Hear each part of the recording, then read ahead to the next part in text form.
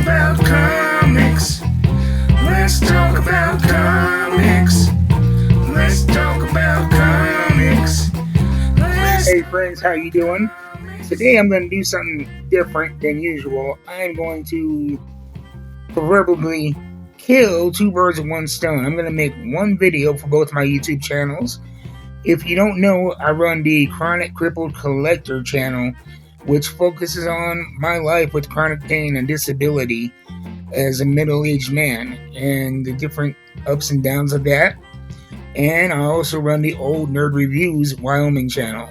That is where I review things like comic books, action figures, professional wrestling. One channel is kind of my way of reaching out and sharing the difficulties of my life, and the other is really my escape and the tools that I use, namely comic books, to escape. So that being said, let's get into tonight's comic book. I'm looking at Blade Runner 2029. This is number 7.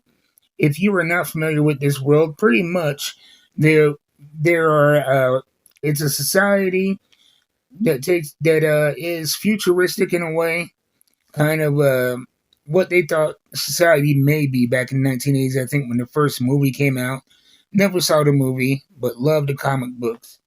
But there are two classes of people per se. There are the humans and the replicants. The replicants are almost near perfect human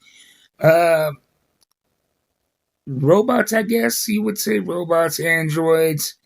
But they do have sentience, they do have feelings, they do have a desire for purpose in life. But they are also outlawed on Earth. They're made to be slave labor on other planets. And so when one escapes back to Earth, they send the Blade Runners after them, which is a special unit of law enforcement that specializes in killing replicants. And in this, we have our main protagonist is Ashe Ashina, who is a former Blade Runner who has retired from it because she fell in love with a replicant.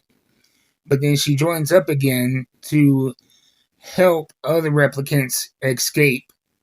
And as opposed to killing them, she gives them new identities, gets them set up, and you find out a lot about her history in this issue. It's hinted and alluded to that she deals with a type of chronic pain. She has a chronic back injury, and it really motivates a lot of her actions and a lot of the stances that she takes.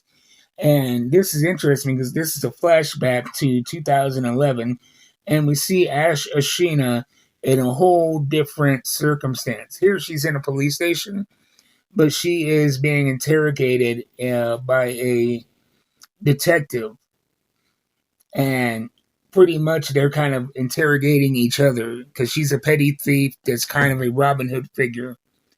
And the detective knows that there's more to this person, this kid, and she's trying to find out what motivates her. And Ashe sees something good in this detective and is really pressing on why she doesn't pursue the wealthy that commit crimes. Why is she going after petty criminals?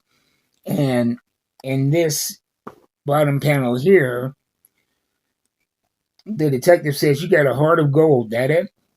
What about the metal strapped to your back that set off the detector? I know what a spinal brace is. Tells me you wake up every day in pain and get up anyway. So you have a brain and persistence. Sounds like a good detective."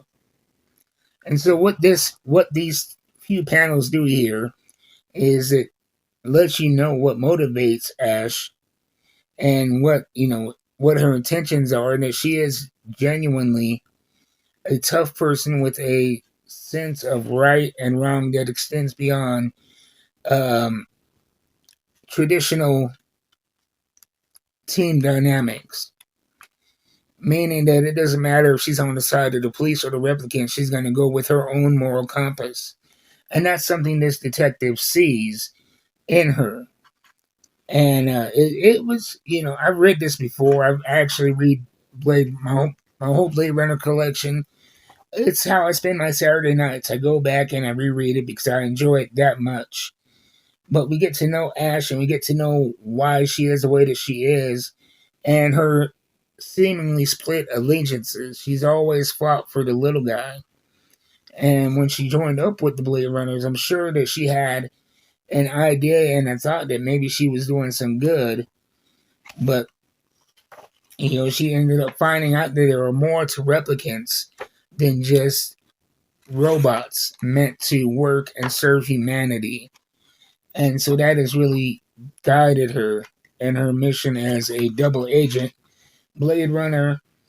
And the fact that she gets, she chooses to get up every day through a chronic pain, through a disability to help others. And, if there's one thing that chronic pain and being disabled has given me, it is empathy. Because before I got injured, I was the type of person that said, oh, anybody that's not working that's on disability, they're just lazy. They don't want to work. You can walk it off. And when I couldn't walk it off, at first I went through the stages of grief, anger, depression, so on and so forth. And when I accepted it, it made me a more empathetic person. And it made me sympathetic to even views that are still to this day antithetical to my individual beliefs. It's given me empathy and the desire to stand up for people who are just being downtrodden and abused. And as much as this chronic pain and disability is taken from me, it has given so much more in empathy, understanding, patience, and really forced me to get mental health treatment that I probably should have gotten before my injury. And I think this and Ashina is why subconsciously I instantly fell in love with the Blade Runner series because we share that disability.